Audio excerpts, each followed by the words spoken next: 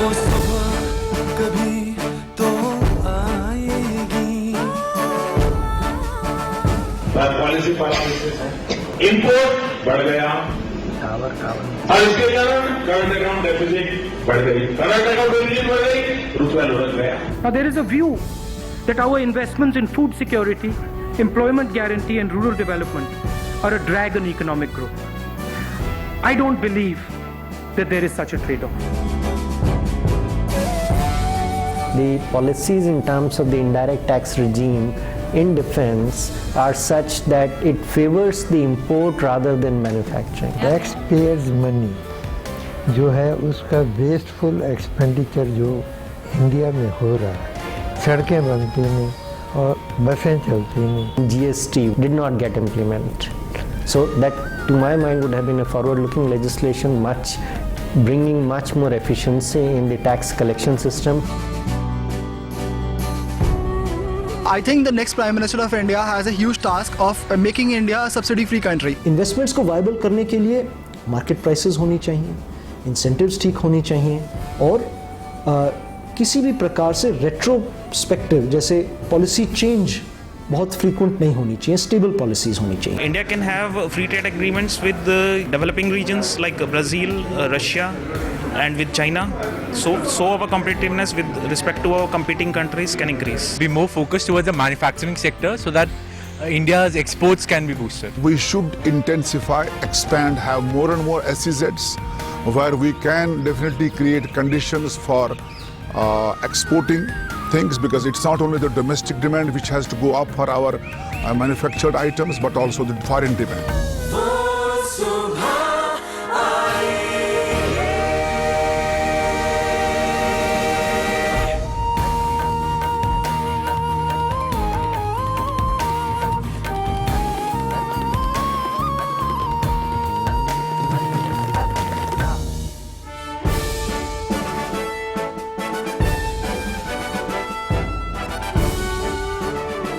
नमस्कार और स्वागत है आपका change India an agenda for the next prime minister में। आज हमारा 10वां शो है और आज हमारा फोकस एरिया रहेगा आर्थिक घाटा, यानी कि फिस्कल डेफिसिट और करंट अकाउंट डेफिसिट। ये जो दो आर्थिक घाटे हैं जो हावी हो गए हैं हमारी इकोनॉमी पे, हमारी अर्थव्यवस्था पर, किस तरह से इनको कंट्रोल किया जाए, इनको कम किया जाए, जो कि हमारी जो इकोनॉमी है, हमारी अर्थव्यवस्था है, वापस हाई ग्रोथ पाथ पे चले जाए।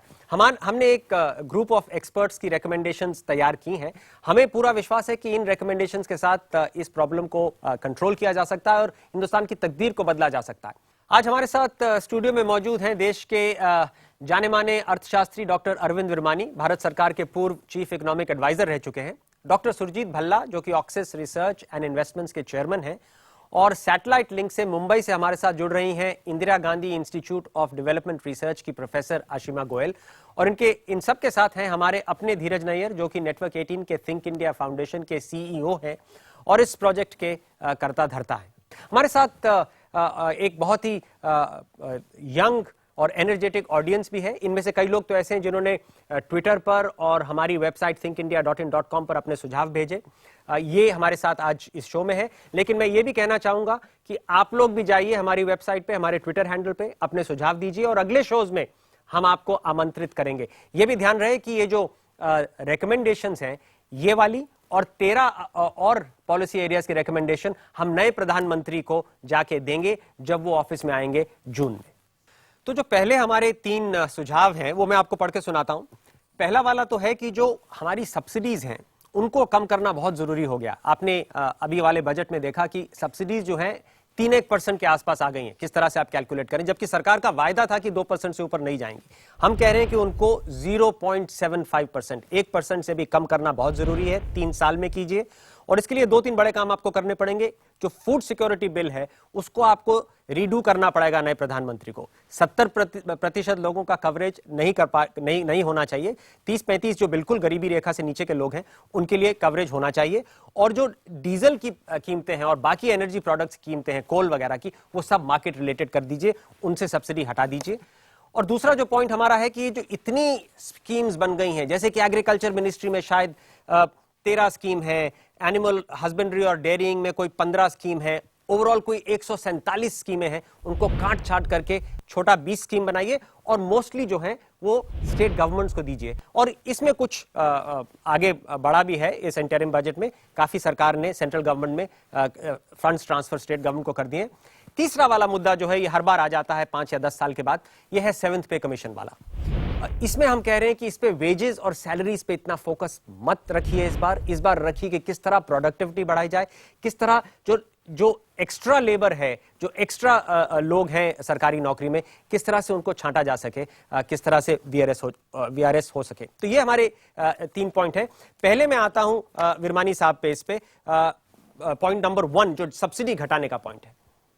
तो सब्सिडीज और ट्रांसफर्स के बीच में एक डिफरेंस होता है जी। सब्सिडीज होते हैं जो वो प्राइस के साथ लिंक्ड होते हैं, उसमें इनएफिशिएंसी बढ़ती है। तो ये बहुत अच्छी मुद्दा आपने रखी है कि जो सब्सिडीज हैं उनको कम करो, अगर देना है तो डायरेक्ट ट्रांसफर करो, ट्रांसफर लिंक करो कि जो जिनको जरूरत है, जो जरूरतमंद हैं उनके पास जाए। तो ये समझना बहुत ही जरूरी है। मैं आशिमा जी के पास आता हूं इसी पॉइंट पे कि किस तरह से ये 0.75% पे आ सके 3 साल में। हाँ, प्रश्न ये होना चाहिए, पर प्रश्न ये है कि ये होगा कैसे, क्योंकि ऐसा होना चाहिए कि सरकार को दिखाना चाहिए कि कितना पैसा है, तब उसको इस्तेमाल कर सकते हैं। ये नहीं कि स्कीम बनाते जाएं और पैसा हो या ना हो तो फिर डेफिसिट बढ़ता है। और दूसरा ये है कि फूड सिक्योरिटी के विषय में उसको सोचना चाहिए कि अभी इतनी ज़्यादा फूड इन्फ्लेशन हुई है देश में, उससे कितने गरीब लोग पे कितना बुरा असर हुआ है। तो जैसे जो सरकार करती है फूड क्षेत्र में, उसका नेगेटिव इफेक्ट हो रहा है। तो अभी तक ये था कि देना चाहिए, अभी ये है कि उत्पादन, अभी ये होना चाहिए गवर्नमेंट का ऑब्जेक्टिव कि उत्पादन कैसा बढ़ा सकते हैं। सुरजीत, मैं आपके पास आता हूँ। ये देखिए, हमने तो लिख दिया है, लिखना बड़ा आसान होता है, हम आज चर्चा भी कर लेंगे, चर्चा करना भी बहुत आसान होता है, लेकिन जब प्रधानमंत्री आएंगे, नई सरकार आएगी, किस तरह से इसको पॉलिटिकली फीजिबल बना सकेगी? देखो, मेरे ख्याल से मैं आपकी पूरी रिकमेंडेशन से पूरा सहमत नहीं हूं। आप ये कह रहे हैं कि 20 स्कीम 30 स्कीम रखनी चाहिए जी। कोई सेंट्रली स्पॉन्सर्ड स्कीम नहीं होनी चाहिए, 0 कर दीजिए। 0 बिल्कुल। और आप कह रहे हैं 0.75%, तो आप तो हमसे बहुत सहमत है। हाँ अच्छा। नहीं, अब ये जो 0.75% है ये इजिली कैलकुलेट करके 100,000 करोड़ आ जाता है जी। ठीक है, मैं ये कहता हूं ये सारा पैसा स्टेट्स को दे दो। अच्छा, अगर अखिलेश यादव ये पैसा लेके जो भी स्टेट्स को मिलता है वहां सोना ढूंढता है मंदिर के नीचे, उसको करने दो। अच्छा, ठीक है। और अगर वो कोई लैपटॉप देता है वो करने दो, क्योंकि हमारा अब ये है कि डेमोक्रेसी बढ़ रही है, लोग जानते हैं कोई ठीक काम कर रहा है, कोई ठीक काम नहीं कर रहा, अपने आप जो आप चाहते हैं गरीबों को जाना चाहिए वगैरह सब हो जाएगा। आप स्टेट्स को दे दो, जो मर्जी कर लो पैसे से। ओके, तो ये मैं अपने ऑडियंस के पास आना चाहता हूँ। हाँ, आपका सवाल। इम्प्लीमेंटेशन की बात, जहाँ तक हम स्कीम बनाते हैं, बहुत सारी योजनाएं बनाते हैं, लेकिन प्रॉब्लम आती है कि हम कैसे इम्प्लीमेंट करें। हमारे इंडिया में पॉलिटिक्स बहुत है और करप्शन भी बहुत ज्यादा है। तो मैं इस बेसिस पे ये कहना चाहता हूँ कि सर क्यों ना हम एक कॉर्पोरेट स्ट्रक्चर तैयार करें जिसमें ट्रांसपेरेंसी हो, कि कोई भी बजट बने, कोई भी इश्यूज आए, कोई भी हम पॉलिसीज बनाएं तो उसको ढंग से लागू किया जाए और उसके लिए ट्रांसपेरेंसी हो कि हम भी देखें कि कहाँ पैसा खर्च हो रहा है और जो अलॉट हुआ है वो वहीं खर्च हो रहा है या नहीं हो रहा है। पूछना चाहूंगा कि हमारी जब करंट अकाउंट डेफिसिट है, हमने देखा है $49 बिलियन है। पिछले साल इन्फ्लेशन थी हाईएस्ट कहीं 11.8 समथिंग, और एवरेज जो हमारा इन्फ्लेशन रेट था वो था 8.7 अराउंड। ठीक है सर, इसके बावजूद हम फूड सिक्योरिटी बिल पास करते हैं 1.27 लाख करोड़ की, वो भी तब इलेक्शन से 7 से 8 महीने पहले। तो सर ऐसा नहीं लगता कि जो हमारा फाइनेंशियल बजट की जो पॉलिसी और रिफॉर्म्स है वो पब्लिक को वोट बैंक के लिए वो करने के लिए, या सर ये इकोनॉमी को स्टेबलाइज करने के लिए? बिल्कुल। हम लोग एनजीओ चलाते हैं, हमने सर्वे किया था जमालपुर गांव में, रायपुर गांव में, सलेरा गांव में, तो हमने वहां देखा जितनी भी वहां पर जनता है जिनको गवर्नमेंट स्कीम जैसे नरेगा की अगर बात की जाए तो only 5% of unemployed people are using that scheme, otherwise they are using self employment.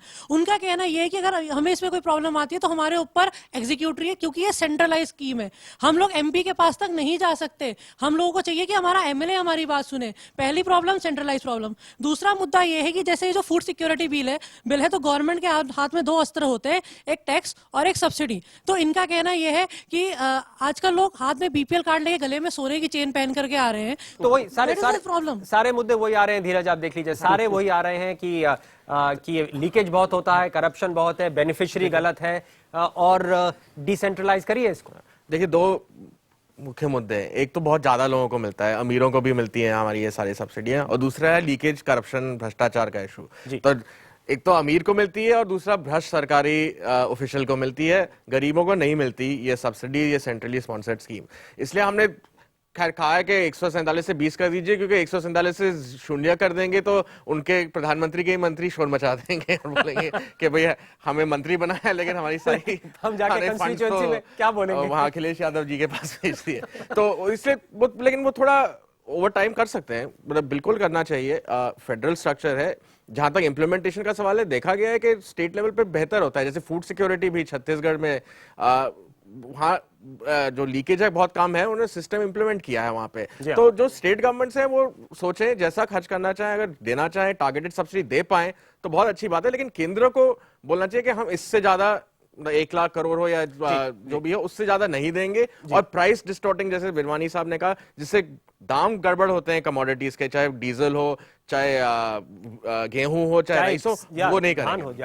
ये आपने देखा कि ये यहाँ पे सारा मुद्दा वही आ जाता है कि सब्सिडीज जो है हमारी बिल्कुल गलत टारगेटिंग हो रही है, गलत जगह जा रही है, लीकेज हो रहा है, करप्शन हो रहा है, इंफॉर्मेशन नहीं मिल रहा है। तो बार बार यही मांग आ रही है, और ये जो हमने सुझाव दिए, प्रधानमंत्री जो नए आएंगे वो इसको इंप्लीमेंट कर सकते हैं। आप हमारी वेबसाइट पे जाइए thinkindia.in.com, अपने सुझाव दीजिए और हमारे साथ इस छोटी सी ब्रेक के बाद वापस आइए।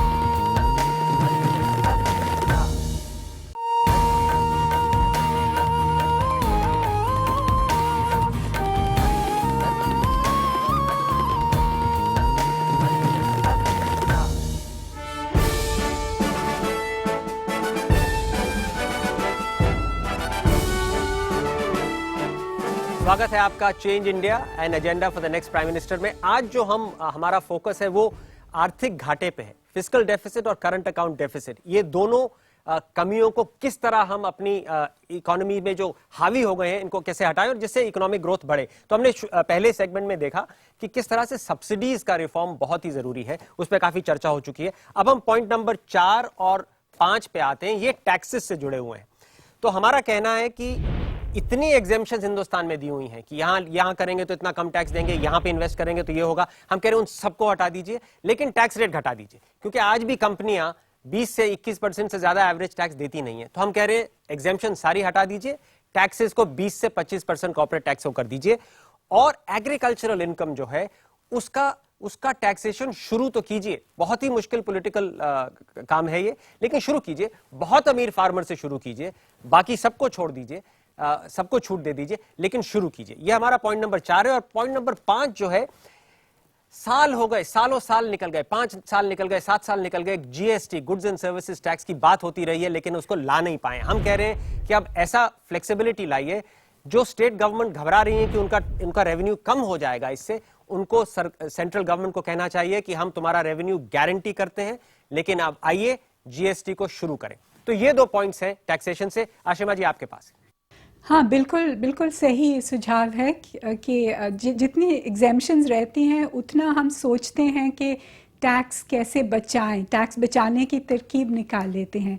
ये मशहूर है कि बहुत कम लोग टैक्स देना चाहते हैं। अगर टैक्स की दर बहुत ऊंची होगी और बहुत एग्जेम्पशंस होंगी तो ये होता है। इसलिए और अगर हम लो रेट्स रखेंगे तो हमारी सबसे बड़ी संख्या में, भविष्य में हमारी सबसे बड़ी संख्या में टैक्स पेयर्स रहेंगे। द अर्निंग पॉपुलेशन जो है वो सबसे बड़ी होगी भारत में। इसलिए हमारा ये टाइम ठीक है कि हम जाएं लो रेट्स ब्रॉड बेस के लिए। और दूसरा, ये जीएसटी का भी बहुत ही इम्पॉर्टेंट मामला है, क्योंकि जो ट्रांजैक्शन कॉस्ट ज़्यादा रहते हैं ना बिजनेस करने में, अगर जीएसटी आएगा ये ट्रांजैक्शन कॉस्ट घटेंगे और बिजनेस बढ़ेगी। जब वैट सरकार ने लागू कर दिया था और शुरू में वॉलंटरी छोड़ दिया था स्टेट्स के लिए, तो जैसे दिल्ली ने शुरू करा था, लेकिन देखा देखी हरियाणा, उत्तर प्रदेश ने देखा कि कैसे रेवेन्यू दिल्ली का बढ़ गया है। तो जीएसटी में ऐसा कैसा पॉलिटिकल डील रखा जा सकता है जिससे ये हो जाए? देखिए प्रॉब्लम ये हुई है क्योंकि इसमें तकरीबन कंसेंसस है। मैं 91 से सारे टैक्स रिफॉर्म्स में पर्सनली इन्वॉल्व हूँ। 4 या 5 गवर्नमेंट ने किया है। तो किसी तरह फॉर सम रीजन 209-10 के बाद ये कंसेंसस थोड़ा ब्रेक हो गया है। मेरा एस्टिमेट ये है कि थोड़ा पॉलिटिकल बन गया इशू। पॉलिटिकल के उनको ऑपोजिशन पार्टीज या स्टेट्स को लगा कि जो रूलिंग पार्टी है सेंटर में वो सारा क्रेडिट आप लेना चाहती है। तो इसका सोल्यूशन यही है कि सबको फीलिंग होना चाहिए सारी स्टेट्स को कि हम इकट्ठा कर रहे हैं जी, जैसे मेंशन किया था अर्लियर। और मैं एग्जेम्पशन और कॉर्पोरेट टैक्स दोनों उसी के ऊपर मैं बात करना चाहता हूं। आपने कहा कि देखो सारे एग्जेम्पशन निकाल दो और 25% कर दो जी। आज इंडिया में इफेक्टिव टैक्स रेट जो है वो 25% है। एक दूसरी बात ये है, ये दुनिया में सबसे ज्यादा टैक्स रेट है। तो इंडियन कॉर्पोरेट जो इफेक्टिव टैक्स रेट, जो मतलब एग्जेम्पशन निकाल के जो देता है, वो सारे दुनिया के कंपेटिटर से ज्यादा देता है। तो अगर आपने एग्जेम्पशंस निकालनी है, और मैं कहता हूं बिल्कुल निकालनी चाहिए, आप पूरा टैक्स रेट 15, 18, 20% तक ला सकते हैं और फिर भी आपका दुगना रेवेन्यू, दुगना तो नहीं 50% मोर रेवेन्यू मिलेगा। तो ये बात सही है कि हम सबसे ज्यादा हैं, क्योंकि कहा जाता है कि अमेरिका का corporate tax, effective tax rate की बात कर रहा हूं, सालों के टैक्स रेट 30%, 35% है जैसे हमारे हैं, मगर उनकी भी एग्जेम्पशंस होती हैं। तो एग्जेम्पशंस को निकाल के अगर आप कंपेयर करें, हमारा सबसे दुनिया में सबसे ज्यादा है। तो किसी चीज में तो हम नंबर 1 हैं। अगर हाँ बिल्कुल इन चीजों में तो करप्शन में नंबर 1 है, ट्रांसफर जो अमीरों को ट्रांसफर जाता है उसमें नंबर 1 है। तो अगर चीन को देख लो, कोरिया को देख लो, इनका इफेक्टिव टैक्स रेट 15 और 20 के बीच में है। आई थिंक ये मिथ है कि इनइक्वालिटी तो हर देश में होती है, ये इसमें कोई डिनाइल नहीं है, लेकिन कि भारत, हम ये सजेस्ट कर रहे हैं कि गरीबों को कम दे, बिल्कुल नहीं कह रहे। हम इनफैक्ट उनका उल्टा कह रहे हैं कि अभी जो सब्सिडीज हैं वो ज्यादातर अमीरों को मिल रही है, वो घटाएं। बल्कि इनइक्वालिटी के पॉइंट पे अमेरिका और चाइना हमसे कहीं ज्यादा अनइक्वल, इंडिया कहीं ज्यादा इक्वल। और ये जो एग्रीकल्चर इनकम की बात है, देखिए भारत में चाहे देश में कहीं, दुनिया में कहीं भी लोग टैक्स देना नहीं चाहते। क्यों दें भाई सरकार को? और भारत में तो इसलिए नहीं देना चाहते क्योंकि कुछ मिलता भी नहीं है, लगता है हमें सरकार से। ना रोड मिलती है, ना अस्पताल मिलते हैं, ना स्कूल मिलते हैं, तो क्यों दें?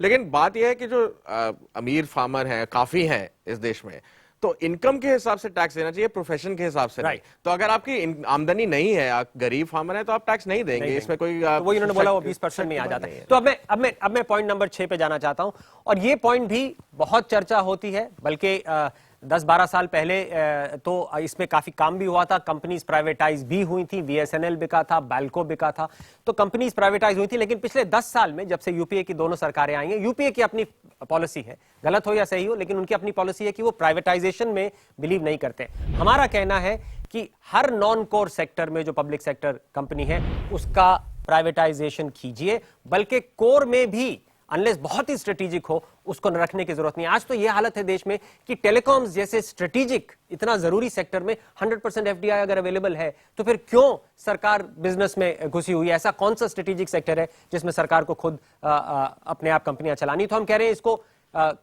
दिल खोल के प्राइवेटाइजेशन कीजिए।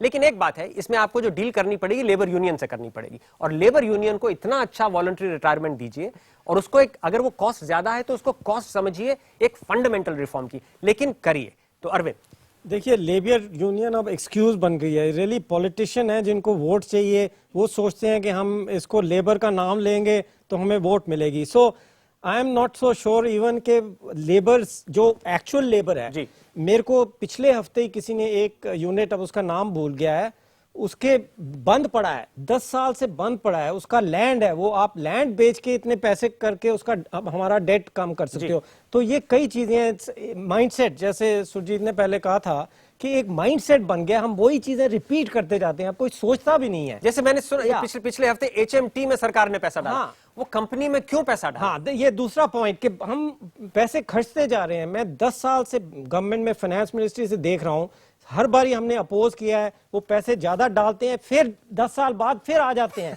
Air India is a good example, scooters India है, उसमें हमने, मैं I remember my self, I opposed it strongly, पर पैसे डाल दिए, वो सब डूब गया, और फिर वापस फिर और डालेंगे। तो किसका पैसा जा रहा है? जो आप कहते हैं पुअर को दो, वो सारा एयर इंडिया में खर्च हो रहा है, और किसको फायदा हो रहा है? कोई पुअर वो उसको नहीं फायदा हो रहा। आशिमा, जल्दी से आपका इसमें आपकी प्रतिक्रिया इसमें।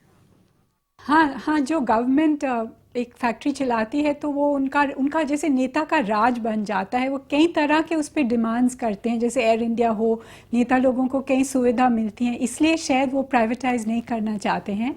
और ये बहुत ही ख़राब बात है कि टैक्स पेयर की कीमती पैसा जिसको हेल्थ, एजुकेशन, कई अच्छी चीज़ें में लगा सकते हैं, वो इस तरह की इंडस्ट्री में जा रहा है। तो ये बिल्कुल मना करना चाहिए कि अगर लॉस मेकिंग है तो उसको रीस्ट्रक्चर करना चाहिए जल्दी। ये नहीं कि पैसा खराब हो रहा है उस पर और पैसा डालो, और जो लोग हैं वहाँ वो कहीं और, अभी तरह तरह की नौकरियाँ मिल सकती हैं, तो रीस्ट्रक्चर करना चाहिए। जैसे एसेट्स हैं, लैंड वगैरह, या तो वो उसकी तरक्की हो रही है या बंद करो, ऐसा सोच होना चाहिए। सुरजीत, देखिए, एक तो बात यह है कि ओनरशिप का कोई फर्क नहीं, मेरे को तो कोई फर्क नहीं लगता कि अगर कोई गवर्नमेंट ने ओन किया है, कोई प्राइवेट सेक्टर ने ओन किया है, कोई कंबाइंड किया हुआ है।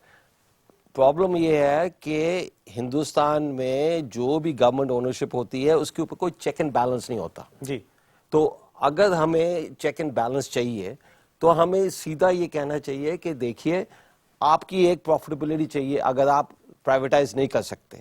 दूसरा ये है कि हमें सोचना चाहिए, शुरू करना चाहिए, ये माइंडसेट की बात है कि गवर्नमेंट काय के लिए होटल में है। अगर कोई भी आप, चाहे पॉलिटिशियन हो, चाहे इंडस्ट्रियलिस्ट हो, चाहे गरीब हो, चाहे अमीर हो, कोई बता सकता है चलिए गवर्नमेंट होटल में, चलिए वो तो चलिए एक बहुत ही अच्छा, होटल के बाद अगर आपने मान लिया गवर्नमेंट, अगर गवर्नमेंट एयरलाइन का के लिए चला रही है, गवर्नमेंट ट्रक क्यों बना रही है? हाँ, ट्रक क्यों बना रही है? गवर्नमेंट स्टील क्यों बना रही है? कंप्यूटर्स क्यों बना रही है? अरे मेरे को एक चीज बता दो, जो गवर्नमेंट बना रही है, आपने ठीक कहा था, कोई नेशनल सिक्योरिटी का हो, वो गवर्नमेंट बना सकती है, मगर फिर इंपोर्ट भी कर सकते हो। तो ये गवर्नमेंट का रोल किसी बात में नहीं। ये नेशनल सिक्योरिटी की भी बात की, जो हिंदुस्तान एरोनॉटिक्स है वो बिल्कुल स्ट्रेटेजिक बोलेंगे आप, क्योंकि हमारे फाइटर प्लेन और सब वो भी नहीं बना पाते, जॉइंट वेंचर में भी नहीं बना पाते, तो किस लिए रखा हुआ है? और आपका करंट अकाउंट डेफिसिट की बात कर रहे हैं, हम इतना इंपोर्ट करते हैं, अपनी सारी डिफेंस इक्विपमेंट बाहर से इंपोर्ट करते हैं। उससे तो बेहतर है कि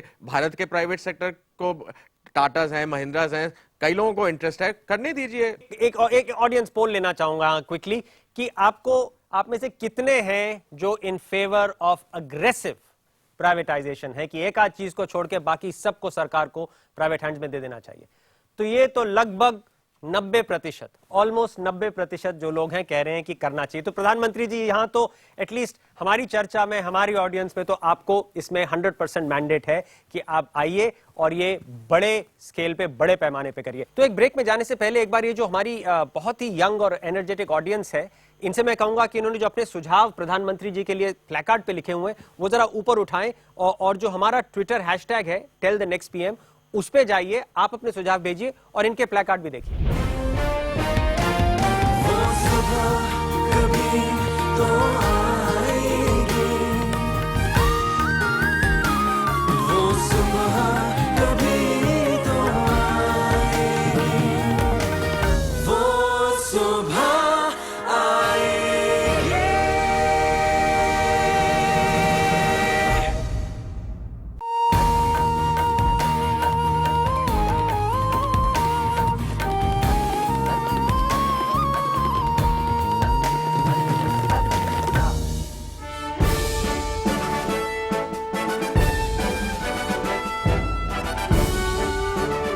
स्वागत है आपका change India an agenda for the next prime minister में। आज जो हम जिस पे हमारा फोकस है वो है भारत का जो आर्थिक घाटा है, फिस्कल डेफिसिट और करंट अकाउंट डेफिसिट, उसको किस तरह से सुधारा जाए जिससे इकोनॉमी जो है वापस से ग्रोथ पाथ पे चले जाए। पहले 6 पॉइंट जो हम ऑलरेडी डिस्कस कर चुके हैं वो थे फिस्कल डेफिसिट से, और उनमें तो वही चर्चा थी कि सब्सिडीज को कम कीजिए और अपना टैक्स रेट बढ़ाइए और पब्लिक सेक्टर यूनिट्स को बेचिए। इस तरह से सारा फोकस आपका कमाई में होना चाहिए। अब हम आते हैं करंट अकाउंट डेफिसिट पे, जो कि हमारी विदेशी मुद्रा और जो हमारा बाहर का ट्रेड है उसके साथ उसका वो जुड़ा हुआ है।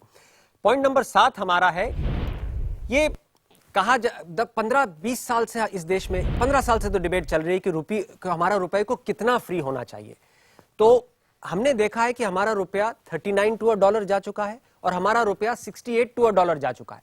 तो उसमें इतनी भारी फ्लक्चुएशन आई है, और ये फ्लक्चुएशन आई है कोई 10 साल के बीच में या 7-8 साल के बीच में, लेकिन इकोनॉमी में कोई ऐसा मेजर डिस्ट्रप्शन नहीं हुआ। तो रुपया को फ्री कर सकते हैं। तो हमारा कहना है कि रुपए को फ्री कर दीजिए, इससे आपकी कई प्रॉब्लम सॉल्व हो जाएंगी।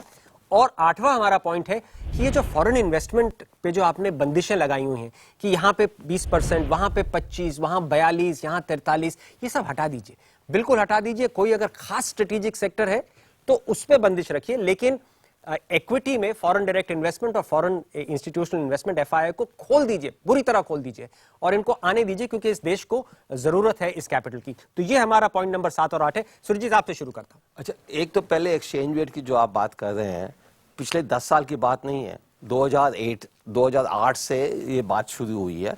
तब हमारा एक्सचेंज रेट 39 था और ये जो 39 और 46-47 के बीच में था, और अब जो ये 68 तक गया था वो पिछले 2.5 साल की बात है जी। तो ये जो मैनेजमेंट जो हमारी है, ये भी रूपी की मैनेजमेंट मेरे ख्याल से पिछले 5 सालों में बहुत गलत रही है।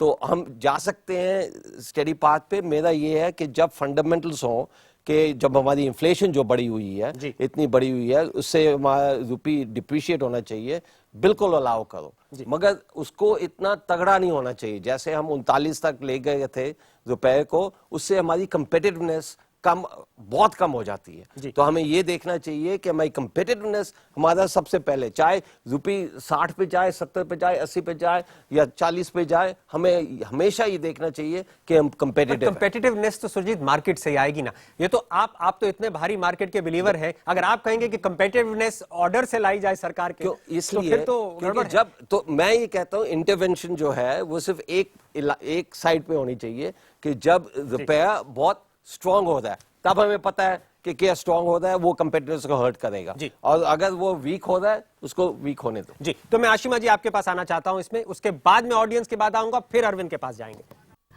हाँ, तो मैनेज फ्लोट, मेरे हिसाब से मैनेज फ्लोट होना चाहिए, क्योंकि हम देख रहे हैं पिछले कुछ सालों में कि विदेशी फ्रिजिलिटी के कारण से जो रुपया है वो बहुत ज़्यादा चढ़ और घट रहा है, और दोनों में नुकसान होता है। क्योंकि अगर बहुत ज़्यादा चढ़ रहा है तो एक्सपोर्ट कम होते हैं, अगर बहुत ज़्यादा गिर रहा है तो हमारी इंपोर्ट्स जो हैं, जैसे ऑयल की कीमत बढ़ती है तो उससे इन्फ्लेशन पे असर होता है। तो ये कॉम्पिटिटिवनेस की बात करेक्ट है कि जितना करंट अकाउंट डेफिसिट को लाभ दे उतना रुपया का वैल्यू होना चाहिए। पर जो अगर विदेशी फ्रिजिलिटी के कारण जो मुद्दा आ और जा रहा है उसके कारण रुपया हिल रहा है, तो ये हमारे लिए अच्छा नहीं है। तो थोड़ा स्मूथिंग के लिए थोड़ा डिफरेंट काइंड्स ऑफ ट्रांसपेरेंट जैसे इंटरवेंशन चाहिए है। और दूसरा, ये जो मुद्दा आता है अंदर पूरा खोलना नहीं चाहिए। जो हमने किया है वो FDI, जो कंपनी यहाँ आने चाहती है और यहाँ पे प्रोड्यूस करना चाहती है, यहाँ के जॉब्स बढ़ाना चाहती है, उनको आने दो। पर जो थोड़ी देर के लिए पैसा आ रहा है जो वापस जा सकते हैं और कभी भी अपना जा सकता है, तो जब हमारा रुपया गिर रहा है अगर कंपनी को वापस देना पड़ेगा, जिसे शॉर्ट टर्म डेट बोलते हैं, इसके लिए इसको अलाउ नहीं करना चाहिए। इस पे हमने कैप्स रखे हुए हैं और ये रहने चाहिए। इससे हमको अभी हाल में जब टेपर ऑन की बात हुई थी और फिर बहुत सारी मुद्दा वापस गई कई डेवलपिंग कंट्री से, तो हम बच गए, इसलिए पार्टली के हमारे अंदर ऐसे बहुत सारे पैसे आने नहीं दिए थे जी। तो हमने अभी सुना कि हमारे 2 इकोनॉमिस्ट की राय ऐसी है कि ज्यादातर फ्री कर दीजिए, लेकिन थोड़ा बहुत इंटरवेंशन अपने हाथ में रखिए, जैसे वॉलेटिलिटी और शॉर्ट टर्म डेट, जो कि पैसा जल्दी आता है और जल्दी बाहर चला जाता है, उससे थोड़ा बच के रहिए। मैं ऑडियंस के पास आना चाहता हूं और बहुत ज्यादा हाथ उठ चुके हैं, तो मैं पहले यहां से शुरू करता हूं। आपसे शुरू करता हूं। जैसे इन्वेस्टमेंट या कंपैरेटिवनेस की बात हो रही है, तो हम जानते हैं कि व्यापार का वातावरण हमारे देश में बहुत खराब है। तो क्या इस क्षेत्र में क्रांति से हमारे करंट अकाउंट डेफिसिट को काबू लाने में कुछ मदद होगी? ओके, कुछ सेक्टर्स में जिसमें 100% FDI भी अलाउड है, जैसे ऑयल एंड गैस एक्सप्लोरेशन, उसमें फिर भी देखा जाता है कि उतना FDI नहीं आ रहा है. फॉर एग्जांपल सिंस 2005 सिर्फ 2.5 बिलियन का ही इन्वेस्टमेंट हुआ है. तो ऐसा क्यों हो रहा है? Is it because of excess of government interference in the sector? Even if we allow FDI, हम अगर FDI अलाउ भी कर देते हैं, वर्ल्ड बैंक के हिसाब से व्यवसाय करने की सहूलियत में इंडिया की रैंक 134 है. Okay, so ease of doing business आपका सवाल. हाँ. मेरा सवाल भी वही है कि अभी जो डूइंग बिजनेस रिपोर्ट 2013 आई थी, उसमें India was ranked 132nd on the ease of doing business, and ऊपर से जो करप्शन के इश्यूज हमें फेस करते हैं. सो क्या ये वाकई दो ही डेफिसिट्स हैं, और is it a case of triple deficit where in governance में भी डेफिसिट है besides current account and fiscal? चलिए अरविंद, आपने सबका जो दो विषय पे हम कर रहे हैं वो वाले क्वेश्चन में आंसर करूंगा जी. तो पहले जो स्ट्रक्चरल रिफॉर्म की बात की है, सर्टेनली वो बहुत इंपॉर्टेंट है, क्योंकि वो दैट अफेक्ट्स जो लॉन्ग टर्म एक्सचेंज रेट है. पर इसमें मेरे को कई लोगों ने पहले भी पूछा है कि what is the right rupee exchange rate. तो मैंने सिंपली, और काफी विद्वान जो और चीजों में बड़े विद्वान हैं, तो इसलिए I think it's important for people to understand. तो ये होता है, जो हमारा इन्फ्लेशन रेट है ना, वो दुनिया से ज्यादा है. तो there is some underlying long term depreciation जो जरूरी है, that has to happen ji. But in the short term जो होता है, जो कैपिटल फ्लोज होते हैं ना, जो डेट फ्लोज होते हैं, वो ड्राइव करते हैं. तो ये कई देशों में हुआ है कि लॉन्ग टर्म डिफरेंशियल कह रहा है कि डिप्रिशिएट करो, पर इतने पैसे आ गए हैं कि वो अप्रिशिएट कर रहा है. इससे प्रॉब्लम होती है, ये जो गैप बढ़ जाता है ना, and that is the main problem which has to be managed by the central bank actually. Right. तो धीरज, आपने सबको सुना. ये हमारा केस है इंटरवेंशन जितना कम हो. थोड़ा हमने यहाँ पे सुना कि इंटरवेंशन थोड़ा ज्यादा होना चाहिए, तो इसको बैलेंस करके बताइए. नहीं, जैसे ईज ऑफ डूइंग बिजनेस 2-3 लोगों ने उठाया, हम इतनी खराब रैंकिंग है हमारी, इसी वजह से क्योंकि सरकार ज्यादा इंटरफेयर करती है जी. मतलब तो इसका एक भी कारण है कि एक कैप लगा दिए आप, अगर विदेशी निवेश के लिए 25-26%, 39, तो क्यों आएंगे लोग? मतलब अगर आप उनको कंट्रोल नहीं देंगे, मेजॉरिटी कंट्रोल नहीं देंगे, तो वो यहाँ पे अपना पैसा क्यों डालें और कोई और चलाएगा उनकी कंपनी यहाँ पे बैठ के. तो ये भी फैक्टर है. ये जो हमारे रूल्स हैं, रेगुलेशंस हैं, ये भी ईज ऑफ डूइंग बिजनेस को. कोई ईज ऑफ डूइंग बिजनेस में बता रहा था कि 132 हमारा रैंक है, तो शायद बुर्किना फासो के आसपास है हम. हाँ, नहीं, वो हमारे से ऊपर ही है. बुर्किना फासो हिंदुस्तान से अच्छा है. शायद हमारे आसपास हमारे जो नेबरिंग देश हैं वही है, लेकिन वो भी हमसे ऊपर, वो भी शायद उनमें से भी काफी. श्रीलंका वगैरह तो बहुत ऊंचे हैं. लेकिन वही बात है, तो जो आर्टिफिशियल बैरियर खड़े कर रहे हैं उनको हटाने पड़ेगा. मैं ये नहीं कह रहा कि अगर जैसे उन्होंने कहा कि अगर आप हटा दें फिर भी शायद निवेश ना आए. कोई गारंटी नहीं है कि अगर आप कैप हटा देंगे तो पैसा आएगा पानी की तरह. लेकिन एक स्टेप है, लेना चाहिए. इंडिया मतलब दुनिया में से सेकंड या थर्ड फास्टेस्ट ग्रोइंग इकोनॉमी है, तो आएंगे, निवेश करने आएंगे. और वो FDI जो होता है वो स्टेबल इन्वेस्टमेंट होता है. एक बार पैसा आ गया वो जाएगा नहीं, वो हमेशा के लिए होता है. तो वही खासियत है, और उसको बढ़ाना चाहिए FII के प्रोपोर्शन. अब मैं आता हूं पॉइंट. तो प्रधानमंत्री जी, ये तो बहुत क्लियर यहाँ पे एक कंसेंसस बन गया है. आखिरी 2 पॉइंट नंबर 9 और 10, और ये है ट्रेड से रिलेटेड. हम कह रहे हैं कि WTO जो कि एक जनरल ट्रेड रिफॉर्म है, वो तो रुक रुक के होता है, लेकिन इंडिया के लिए कुछ फ्री ट्रेड रिफॉर्म्स करने जरूरी हैं. तो हम कह रहे हैं यूरोप और अमेरिका के साथ मुश्किल है, आसान नहीं है, टाइम लगेगा, लेकिन ऐसा निगोशिएशन करिए, पॉलिटिकल निगोशिएशन करिए, इकोनॉमिक करिए कि जो हमारी एडवांटेज की चीजें हैं, जैसे कि लेबर मोबिलिटी है, जैसे कि सर्विसेज हैं, वो हम उन कंट्रीज में जाके कर सके. और उसके लिए हमको उनको बार्गेन देना पड़ेगा, अपनी मार्केट्स उनके लिए खोलनी पड़ेंगी. तो ये यूरोप और अमेरिका के साथ कीजिए. और चाइना, पॉइंट नंबर 10 हमारा है चाइना. आज लगभग आधा हमारा करंट अकाउंट डेफिसिट चाइना के साथ ट्रेड इंबैलेंस से आता है. तो हम कह रहे हैं कि चाइना के साथ तो आपको खूब नेगोशिएशन हार्ड करनी पड़ेगी, जिससे जो हमारे एडवांटेज की चीजें हैं, जैसे कि फार्मास्यूटिकल है, जैसे कि एग्रीकल्चरल गुड्स हैं, वो हम चाइना में बेच सकें. तो अरविंद, आपसे शुरू. देखिए, रिवर्स चाइना की बात, हम आई हैव बीन इन्वॉल्व. जैसे हमने free trade agreement with China शुरू किया था, उस कमेटी में भी मैं था जी. तो क्वेश्चन इज, हमारी बार्गेनिंग पावर बहुत वीक थी, शायद आपने ही सजेस्ट किया था. अब वो बढ़ रही है जी. सो क्वेश्चन इज के इतनी बढ़ गई है कि हम कर सकते हैं. दे आर वेरी हार्ड बार्गेनर्स, उनको तो बड़ा कॉन्सेंट्रेटेड होता है जो उनको मिले जी. पहले इशू पे मोस्ट इकोनॉमिस्ट जैसे हम हैं, वो जनरल फ्री ट्रेड करते हैं WTO के थ्रू जी। तो जो स्पेशल फ्री ट्रेड एग्रीमेंट होते हैं, जैसे हमारी लुक ईस्ट पॉलिसी है और free trade agreement with east Asia, उसमें कॉम्बिनेशन होता है पॉलिटिकल और इकोनॉमिक जी। अगर वो डील हो सकती है तो सर्टनली करनी चाहिए, पर again we have to be very clear कि it is not only economics, right, उसमें पॉलिटिक्स है, उसको विदेश याद रखना नीति तो चाहिए। बहुत जरूरी। तो मैं आशिमा जी क्विकली आपके पास आता हूं इन दोनों पॉइंट्स पे। हाँ, FTA हमको करना चाहिए, पर इसमें दो किस्म की टेम्पलेट रहती हैं, एक जापानी और एक US, और उस पर ज़्यादा समझौता होता है। तो हमको थोड़ा सोचना है कि जो हमारे मुद्दाएं हैं वो कैसे लाई जाएं, इनको बदल करके ऐसे डिप्लोमेसी बार्गेनिंग की ज़रूरत है इसमें, क्योंकि नहीं तो दबाव पड़ सकता है हम पर कई विषयों पे। और दूसरा जो सबसे ज़रूरी है, चाइना से भी हमारा ट्रेड बढ़ाने के लिए सप्लाई साइड इश्यूज, क्योंकि इसमें जैसे जो वर्टिकल सप्लाई चेन रहती है, जैसे चाइना की वेजेस बढ़ रही हैं तो और जब जापानीज FTA यहाँ आ सकती है, ये जो इंडस्ट्री की इंटीग्रेशन होती है इसमें अगर टाइम लगता है, जैसे परमिशंस में इतनी डिपार्टमेंट्स इन्वॉल्व्ड हैं, तो ये सब अगर सुलझाएंगे तो दिस इज़ हमारा बहुत ही लॉस है कि हम इसमें नहीं आ पाए हैं इतना ज़्यादा। तो उसमें जाने के लिए चाइना से भी ट्रेड बढ़ाने के लिए ये बहुत ज़रूरी है। और दूसरा, अभी चाइना को हमसे बहुत फ़ायदा हो रहा है, we are the second large, I mean they are are second largest trade partner, और वो हमसे बहुत हम उनसे बहुत ज़्यादा इंपोर्ट करते हैं, ना कि हम उनको एक्सपोर्ट करते हैं। तो इसका फ़ायदा उठा के हमको उनसे कंसेशंस अभी लेने चाहिए, क्योंकि अब उनको हमसे बहुत फ़ायदा हो रहा है और वो हमारी बात सुनेंगे अगर हम ठीक से निगोशिएट करें तो। सुरजीत, मेरे ख्याल से चीन का प्रॉब्लम नहीं है। हमारा ट्रेड जो आप कह रहे थे 50% करंट अकाउंट डेफिसिट चीन के साथ है, वो मैं उससे ज़्यादा भी सहमत नहीं हूँ। प्रॉब्लम हमारा ये है कि हमारी प्रोडक्टिविटी और वेजेस में बड़ी मिसअलाइनमेंट है जी। तो अगर अब मैं आपको एक ये स्टेटिस्टिक बताता हूँ कि 5 साल पहले चीन वर्कर की प्रोडक्टिविटी हमसे कोई 3-4 गुना है, उनकी वेजेस डॉलर टर्म्स में बिल्कुल हमारी है जी।